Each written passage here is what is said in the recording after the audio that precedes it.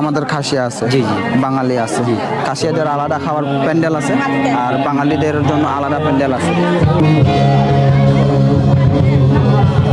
আমাদের খাসিয়া যদি বিয়ে হয় মানে চা নিয়ে ব্যস্ত বেশি।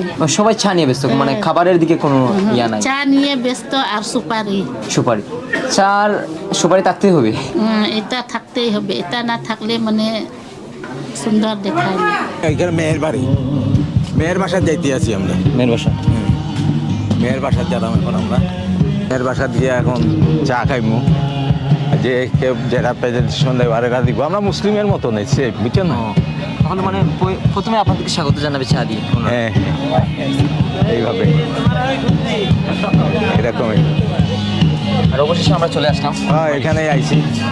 তাই ওর ঘর মনে হয় রনের ঘর। ওই অবশেষে আমরা কিন্তু কনের ঘরে আইছি। এই যে হচ্ছে